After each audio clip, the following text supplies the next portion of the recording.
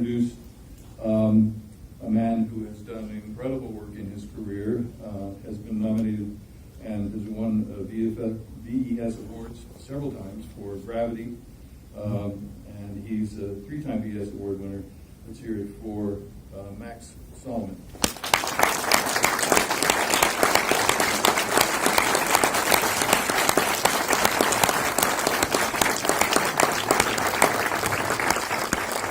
And then, of course, there's the one and only Mr. Andy Serkis.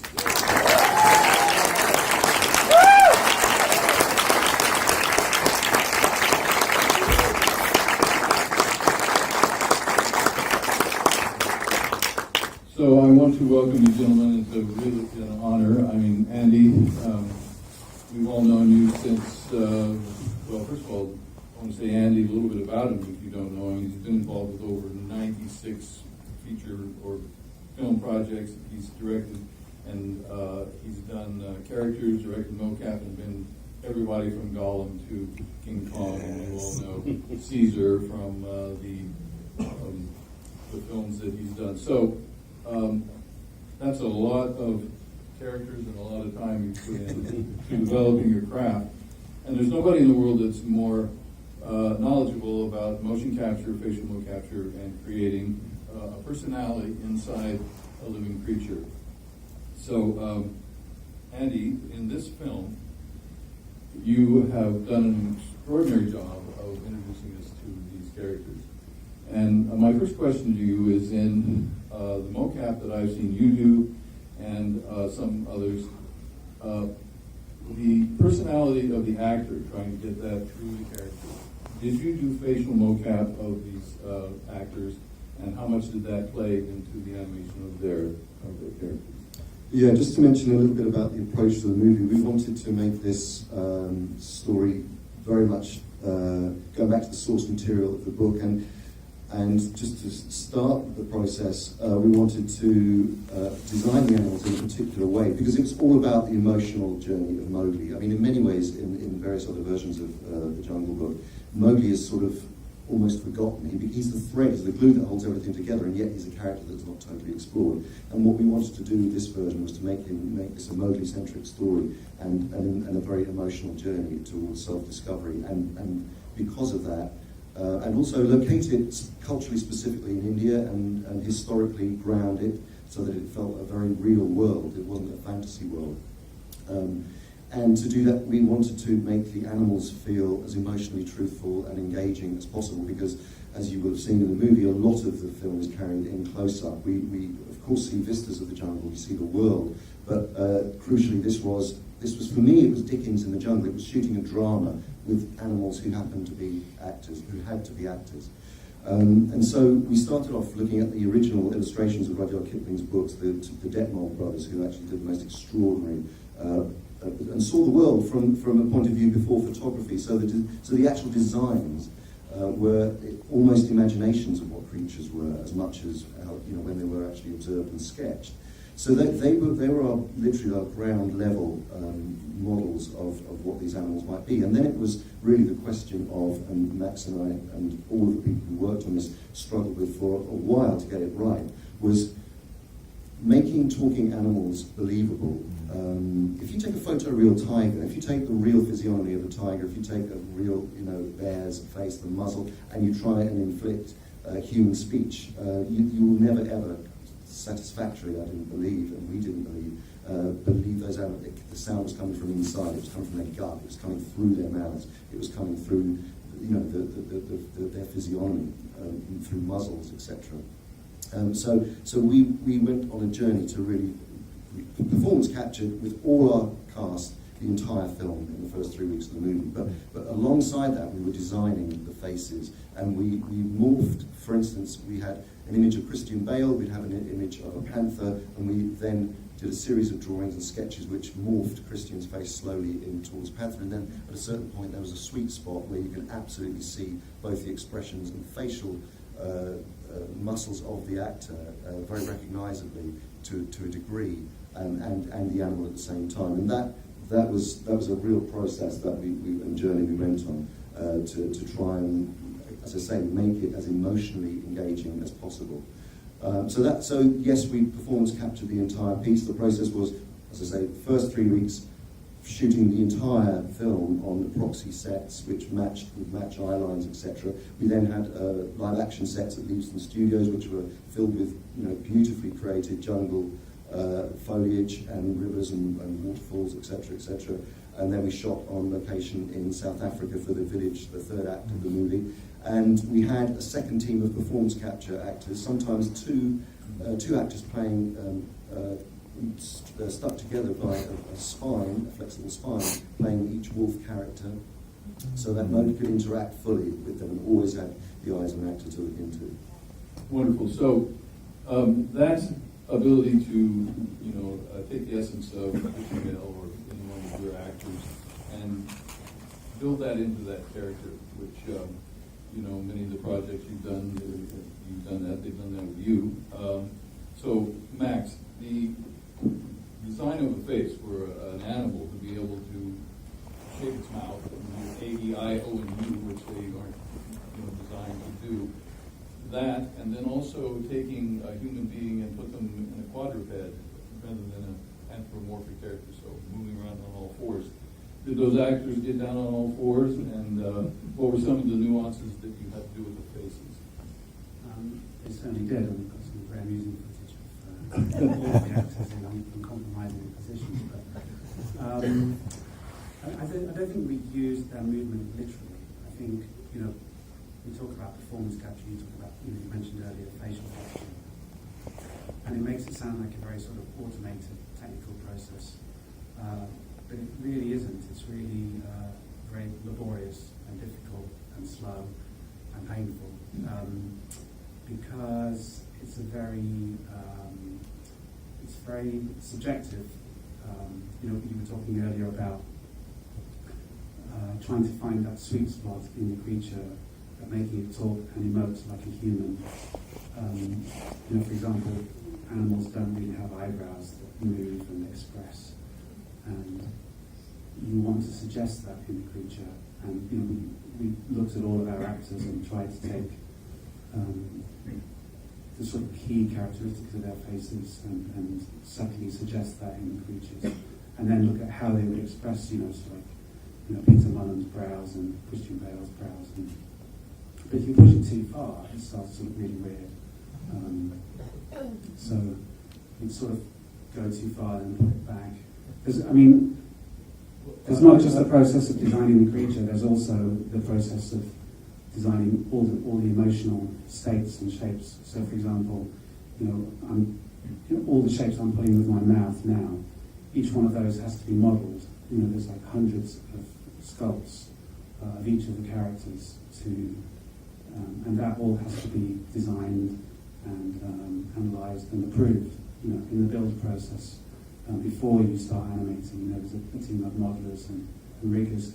We had over 25 talking characters and another 15 or 20 other animals that don't talk, but are just sort of running around and killing each other. So talking about running around and moving around, the motion of the quadrupedic animals and the monkeys and of Kate Blanchett's, that snake, what an amazing piece of animation that is.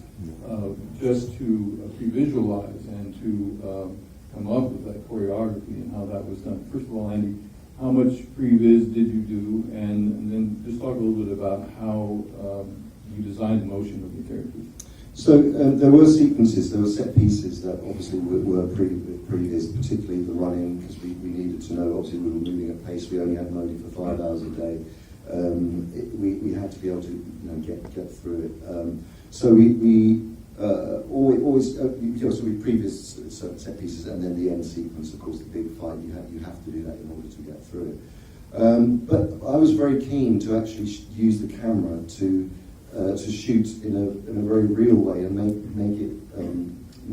the camera moves come off the performances. So we had this extraordinary situation where, as I was mentioning earlier, we had 2 actors with a spine being each of the wolves, but of course the eye line couldn't be a human standing up. It had to be lower because the wolf's head would be lower. So we had this sort of frame frame wolf heads made that Mowgli could also look at, and which were flexible and were able to be puppeteered by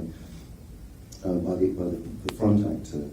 And for instance, the scene where Mowgli runs home and is sort of going through his neighbourhood for the first time, and there's the mother's licking one of the wolves, and then she starts to clean him, and it's like a tea time scene. That was perhaps, I think, that was the first scene we actually shot, and one of the most complex, and one of the last to actually finish, wasn't it? I mean, it literally, because there was so much interaction, but every single camera move came realistically was generated by the moves of rather than sort of imagining what would be happening there and then filling it in. We wanted to drive a lot of it from the sense of real interaction and movement. Not all, because the animation team and visual effects team did some of it too, a lot of it too. But it was always trying to find. We weren't going to throw the camera around in an unrealistic way. It was to come off the performance as much as possible, even when it was designed by the animation team. So altogether, Max, how many shots were there altogether? I think getting on for about 2,000. We did Only 2,000? a little bit short. We did, I think, about 1,300 in London, about 500 in Montreal, and then there was a company called Rodeo that did about 100 shots in the battle at the end between Mowgli and Shere Khan. Right, and the main groups that worked with you were again Frame Store and Rodeo? Yeah. Right. Was that the group in Montreal as well as? Yeah, French Store, the Montreal office. Right, fabulous. So there's one actor in here that performance I thought was fantastic, and it must have been very interesting for you, Andy, to be directing Luis Serkis, who played Boot. Was one of the cutest damn things I've ever seen. He was terrific. Were you thrilled to be able to do that? Yeah, it was amazing to be able to work with him actually, and the process started sort of before in a way. He'd done some performance capture in the Imaginarium in our studio in the UK. We'd been developing Animal Farm, and he played this little piglet character. And then when the script came along for this, and Boot turned up in this, I just thought, oh wow, he's actually done quite a bit. He's got experience of working with performance capture. I think he could do this, and so it was really great fun. And he and Rowan, who just puts in the most extraordinary performances, Mowgli. I mean, they just really gelled. And then finally I got to put my son's head on a stick. Which you don't get to do every day. Well, he has such a fantastic laugh and everything. I mean, his personality. He's not like that anymore. He's 14. Oh, now everything's very serious. So, going back to the production team and how it went through, tell us a little bit about the whole design process you went through for the look of the film. It has its own unique look. Your DP, Michael, and you. When did you start working together and kind of pre-visiting the look of the whole piece? Well, first of all, we had Gary Freeman, who was the production designer, came on, and as I say, we wanted to create a jungle that felt real and dirty, and had dead leaves and had Bugs, lots of bugs. And then lo and behold, when we went to South Africa, there were lots of bugs and lots of dead leaves. So we were jumping between when we sort of wrecked South Africa, came back, looked at all the rock and the colour of the rock, and matched that in the set builds, and then the virtual sets that were built to blend everything seamlessly, which was extraordinary to watch. It was again this whole attempt to really make it feel dirty and unlike a fantasy CG world. Really. Well, again, going back to the animation of Ka, is that how you say it? The large snake, Kate Blanchett's thing. Was there procedural animation done there? Was it all frame by frame, hand done? I mean, like the running cycles of the different animals. Were those pretty much all done by hand? Yeah. Obviously, referencing heavily footage of real animals. There was an interesting process we went through with the performance stuff. I mean, I think action animation is more it's more literal. You're using real creatures and you're basically making them move like real creatures. So the challenge there, I think, was more obvious. But the process of trying to recreate what the actors did and what they expressed emotionally in their performances, and sort of transpose that onto the creatures. Was really interesting. I remember early on we did one of Boots' scenes where the lead animator of that scene, he found lots of footage of young dogs and wolves that seemed like, real puppy type wolves that seemed appropriate for all the different moments of the scene. We edited it all together and we presented it to Andy, and he was really excited and thought, oh, it sort of seems appropriate, it's a real creature. And so we started animating Boot, very much using this real creature footage, but I think it was the second time we showed you actually was rendered, and suddenly you looked at it and go, but it's great, but it's not Louis' performance. And so, we went back to the footage of Louis, and you could really see because I think one of Andy's secrets I'm now going to share with you is that he, more than other, because I've done a lot of these kind of films before, and most of the time the voice actor is not really giving a physical performance while he's giving a voice performance. He's often standing in an ADR booth and reading a script from a page in front of him. So he's not really doing anything physical. He's not really, and you're really missing a lot of the performance there. There's so much more he could do. And what Andy does is he really gets his actors into the character by making them physically, if necessary, get down onto the floors, move around. He gives them eye lines. I'm allowed to say this. And so they really not only give a much stronger emotional voice performance, but they also give the animators many, many more acting cues. And we really laboriously studied every detail of those performances, every little dart of the eyes, and all the micro movement in the eyes, because I think like 90% of the performance is in the eyes, and that's really where you can make the character believable, particularly for these characters, because they're right in that uncanny valley, they're so photoreal. You question, if you don't sell the performance in the eyes, you sort of lose it. It becomes like a dead character. Right, I really watch the eyes, because that's, and again, how much an animal's eye, depending on the particular kind of animal, how much it could move. Are you really going to let them cry? And they never did, but their eyes glassed up, and you did some very subtle things to make the eyes be... Bagheera did cry, actually, and then but I think that's crucial. Crucially what we were after, and that is, I think, what separates this version from others, is, I said exactly that at the beginning. I only really want to look into the eyes of these animals, and if it means sacrificing the vistas or doing extraordinary wide shots and spectacle, that's it. This is drama, and drama means performance, and performance is emotion. And so it was. So the design of the eyes. If you look at Nisha, played by Naomi Harris, that is a classic example. A wolf's eyes just aren't like that. But the almond shape of Naomi's eyes, you're led to believe that this could be the wolf mother, and that it's a believable wolf. I think that's the scene, for instance, where Mowgli is, where she's talking to him, and he says, I just want to feel like I belong, and she says, I'll always be your mother.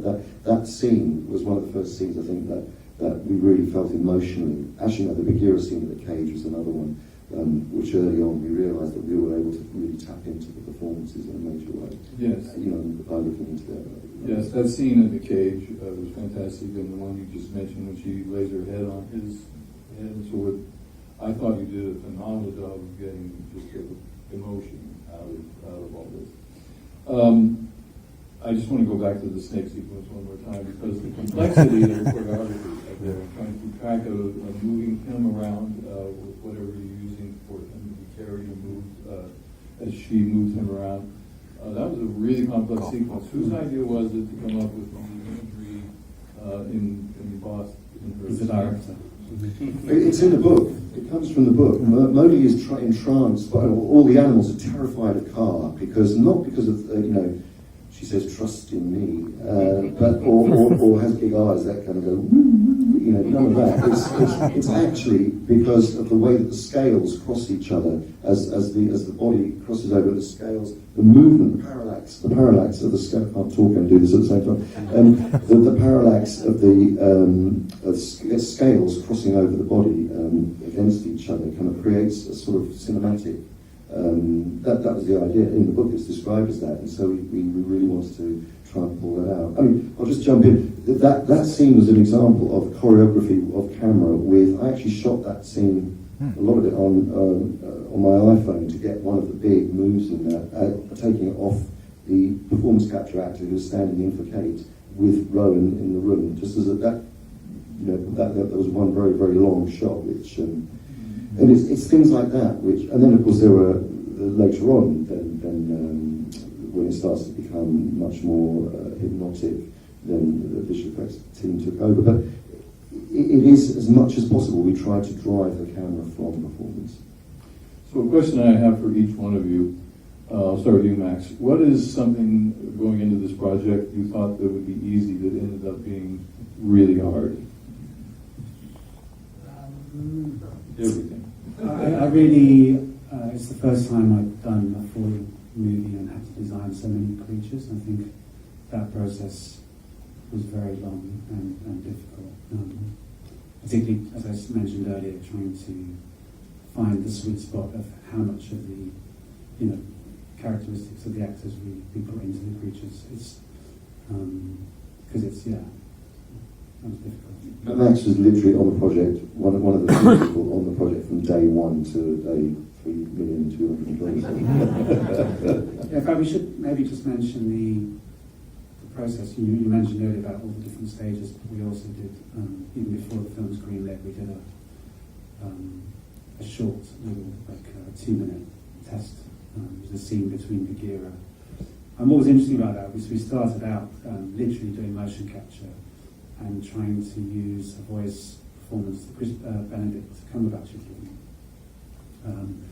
and shooting Mowgli on the set. It was a sort of test for potentially how we might do the movie. So we had a sort of stand-in actor give a performance, and then that was motion captured and literally put onto the Bagheera. And it was interesting because I'd done something similar on Gravity. In fact, David Serkis here remember this. But on Gravity we did a similar thing where we had Sandra Bullock's basically in all shots where she's in the spacesuit.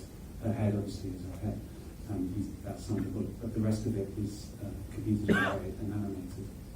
But we thought, well, it's a human. We should try and motion capture this performance. So we shot large parts of the film with a stand-in actor who looked at what Sandra Bullock had done on set and tried to reproduce it physically, and we literally motion captured that. But then when we started to put that different performance into Sandra's performance, it really, even though it was sort of similar, just the subtlety of the timing and the actions didn't connect. And it was a little bit the same with this Bagheera test, that you had this performance by Benedict, but a different actor trying to do something that would work with it, but it just didn't connect. So the first test wasn't that successful, and so we had another go where we just we took a new performance by the wonderful Andy Serkis, but he, as I said before, his trade secret, he gave a physical performance as well as a voice performance, and so that was obviously connecting the two things, and we very much studied that and then animated based on Andy's performance, and it just felt much more real and believable. So Andy, what did you, either way you want to phrase it, what did you think was going to be relatively easy that ended up being really difficult, or what did you think was going to be difficult that ended up being easy, either one of those? Well, when we started, I didn't realise there was going to be another movie. That was difficult. But we got over it, and we're here, we're still here. No, I mean, joking aside, I was confident. I mean, that the actors were so brilliant. They turned up on the first day of, for the table read, and sat around and basically said, "Look, what is the secret of performance capture?" Because a lot of them hadn't done it before. And I basically said, "There is no secret. For 20 years I've been pretending there's one. There isn't one. Really, it's acting. It is pure acting. You've got to embody the character, and you can bring as much or as little physicality as you believe the character would do. You know, so for instance, Peter Mullen is very still. He hardly moves at all. It's all contained within his face. Every single scene, you'll see it, and you're sucked into it because it's such a strong performance. But you use very little physicality, whereas Tom Hollander, as Tabaki the hyena, obviously a different character, is kind of spinning around on extensions and like a whirling dervish, and you know, Benedict is trying to limp. He's got one crutch and using his other, using the asymmetry of his body and twisting his spine. It was just wonderful to see how they all came together. And so, you know, people asked me during all the interviews for this, you know, how difficult was it for them all to learn performance capture? And I said, not at all, because it's purely imagination and imagining that you are this other creature or this other being. I think they all wanted to do it because they wanted to challenge themselves in a way, you know, not doing a sort of a slightly distant version of themselves, but a fully distant version of themselves, really placing themselves into the other. And that was very that was something that I thought was potentially quite difficult, but actually wasn't at all. I think the one thing that we were absolutely desperately keen to do is to make sure that Mowgli just had great actors to play off at all times, so that there was always a sense of connection, and you know, we did manage to achieve that, but that was quite tough to do. Well, he is a special actor, Really special, really.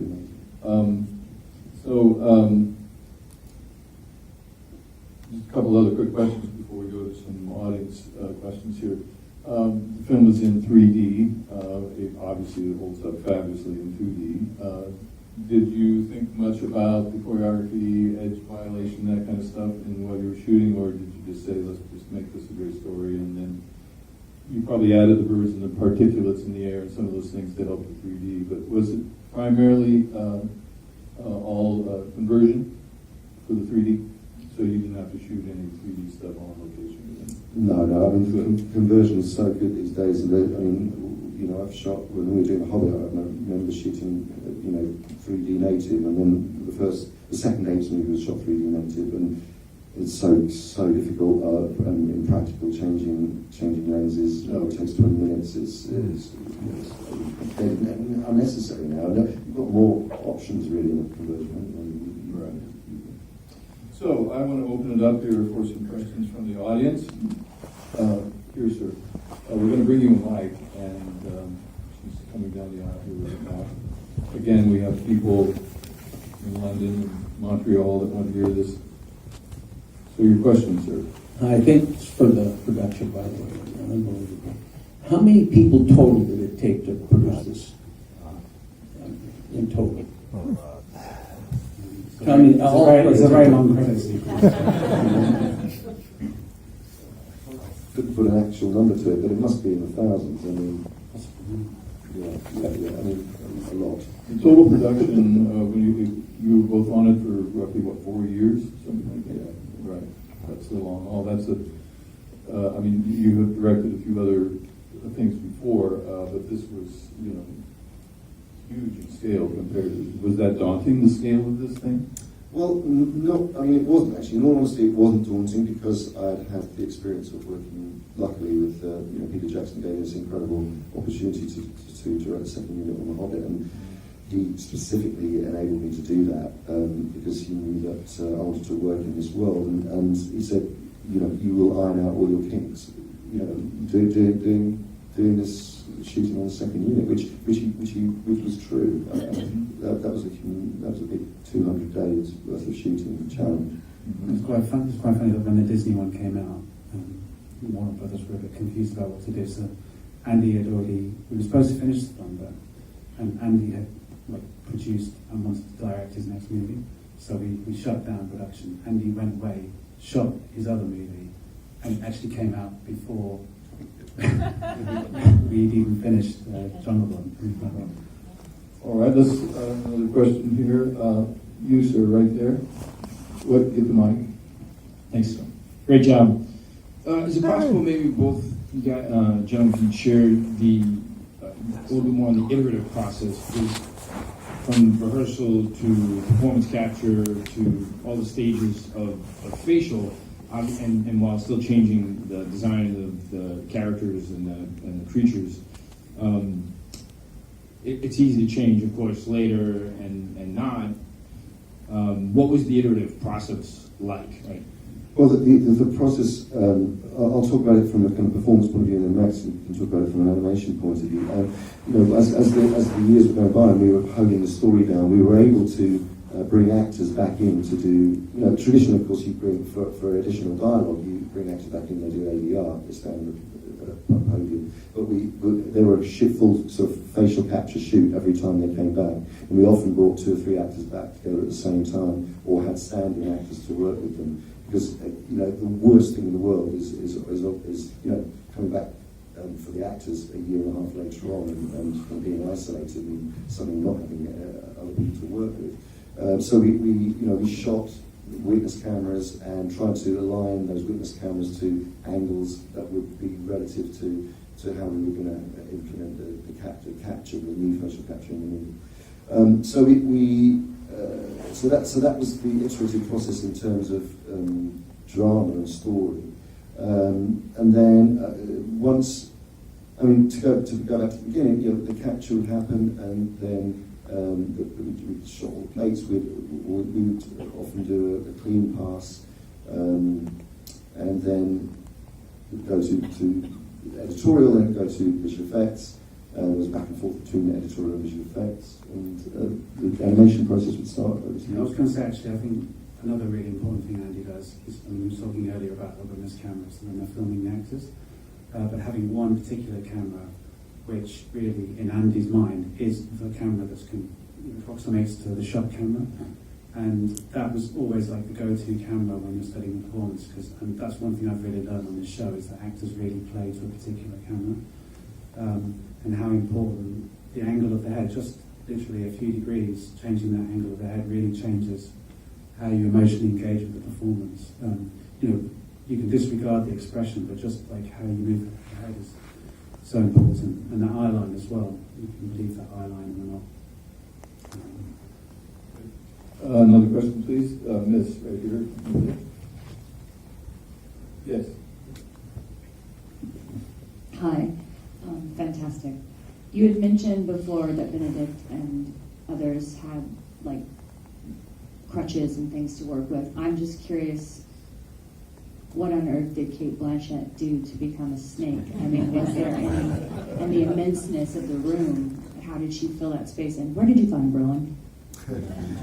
So with Kate, actually, on the very, very first day of principal photography, we were shooting the performance capture sort of. When we say performance capture, in this instance, it is very much a hybrid of performance capture and animation. So but what we did want her to be able to do is we built a rig basically for the inside of the tree that Mowgli goes into, the dead tree that he comes into. And so Kate had a sort of ramp, sort of like a climbing frame that she could, and she was captured. And this was just really for reference, but we sort of put a virtual snake, tied the virtual snake in the performance capture studio onto the back of her head. So we could see on screen as she was climbing in and out of this frame and moving her head like this, that the whole of the body would ripple behind her. And so it sort of became a bit of a reference for some of for the animation. And it enabled her to see herself as a snake. And so that helped her as a tool, although finally we could go through a whole other animation process. For the actor, it was really, really helpful. And she could then climb up and peer down at him and do all of those things and that informed her movement, and then allowed her to feel what it was like to live as a snake, being able to see that on screen as well.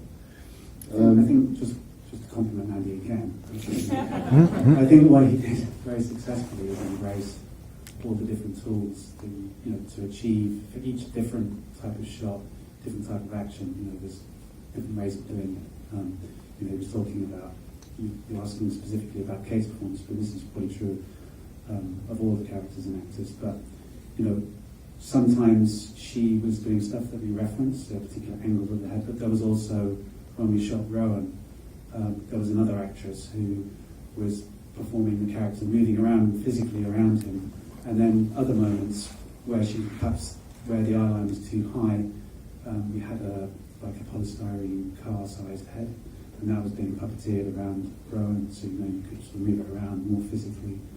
So we were using all these different types of methods to try and achieve the shots, and I think it's just being flexible and open-minded about. Let's have another here. You sit right here in the front row. We got a marker down on Andy right there, left ankle. Anyway, first of all, I had a two-part question. When did you find time to do this? Weren't you in Black Panther? Like when did you? Yeah, it was a busy year. No, it was a busy 4 years. That was the incredible thing. When we were in full post-production, I was able to go off and shoot War for the Planet of the Apes and then Black Panther. And during both of those, we were kind of connecting. Like during Planet of the Apes, I was doing crazy animation We review worked sessions. incredibly hard, I've got to say, because he was getting up at like 4 or 5 in the morning and doing a call with us before getting into makeup to go and do apes. He was working in Vancouver when And so, but the thing is, it takes a village, of course, and we were all, keen to keep things rolling along, and provision was made. And I was very lucky to have an extraordinary team of people who were, who only needed guidance for before they were getting on. And Max was leading and heading up this incredible animation team by this stage. So I felt very confident that I was able to go off and do other things. But my main question was, as an actor, what do you like better? I mean, obviously, there's a little bit of glamour that comes with being on camera. People seeing your face, people know it's you, they see what you're actually doing in real time, as opposed to just as an actor being in a motion capture volume. It's almost the truest aspect of acting. You get the theater, as in once the train starts, it's going, and you get the perfect thing all in one. You don't have to worry about coverage and stuff like that. What do you personally enjoy more? I like both. I mean, I do love I love acting on screen in a conventional way, and but I've never drawn a distinction between doing that and doing performance capture acting. I see it all as one. It's just it requires different skills, but then different roles require different skills. And what I love about performance capture, and why I've been so passionate about it over the years, is because I truly believe it is this tool that is killing the idea of typecasting. That allows any actor to play anything, despite the size you are, the colour of your skin, the shape, what sex you are. It's truly egalitarian and truly allows actors to play absolutely anything, or it allows them to feel like they can get to a place that they are playing anything. And that was really what was so exciting about this project, having an amazing cast come in and suddenly the excitement that they were feeling about shedding layers and really being able to play again. I suppose it's about play and enjoying the play of it all and the freedom they offers you. Yeah. So I love both. I absolutely love directing, working with extraordinarily talented people and teams, and sort of bringing everything together too. Okay, we're kind of running out of time here, so Dan, do we have any questions from the other? No? I'm going to take one more question from this audience. You, sir, back there. You, yes. All right. Thank you very much for both coming. For Andy, I was curious, as great as all the motion capture was, and because, like you said, this movie focused so much on Mowgli's character and his journey, if that performance didn't come through, then the movie would have kind of fallen flat. And I thought Rowan was absolutely amazing, especially in some of those intense scenes, like in the cave with Bagheera, and so how did you coax that performance out of him? I have to say, he is a deeply talented, wonderfully gifted young man. I mean, and with a very, very wise head on a very young body, and an extraordinarily sort of, his eyes they're like moons. His eyes. I mean, he's super intelligent, very bright. Knew Rudyard Kipling's work. Grew up reading it. He's got, he was so in tune with the character. He went and researched wolves. He stayed overnight, or slept with wolves in upstate New York at the sanctuary you could go to. He really put himself through it, and he really goes through it in the movie. Physically, emotionally. I said at the beginning, because he's actually is a very there's a politeness to him, a wonderful politeness to him that I had to kind of knock out of him actually. And very early on I said, look, we're going to have to get really down and dirty with this. So I'm going to push you to places that is going to it's going to hurt. It's going to hurt you physically. It's going to probably hurt emotionally, but you're going to stick with me and you'll be all right. Then when he saw how I was playing Baloo, he thought, should I trust this man? But he was just wonderful, and came in every single day. He learned how to quadruped. He really studied, and he had the physicality. I mean, when I first met him, you could just see that when I met him over Skype actually, and we did a scene together, directing over Skype. But his body was just exactly how Kipling would describes Mowgli in the book. I mean, it's kind of thin and reedy with joints like knotted grass. I think is the description. It's exactly how he was, and it was just like this. I expected to look through thousands of children to find the perfect Mowgli, and he was the third person that we came across. It was like a miracle, and his desire to play this role and hanging in there over the course of 4 years and coming back and still being so keen and to put himself through it was remarkable. So it really does hang on him. We fairly and squarely put this child in an adult role, this rite of passage that was a really complex, psychologically difficult and emotionally complex role, which he just really, I think, has knocked out of the park. Well, I want to thank you again from all of the people in the Visual Effects Society around the world, thousands of people who work so hard with, you, Max, and with you, and on all the projects around the world. I just want to thank you for being here today, and I have one favor for you to wrap this up. Could you say Merry Christmas to the Visual Effects Society or to the world as Gollum? I can't believe you're asking me to do that. Are you serious? No, please. Merry Christmas, everybody.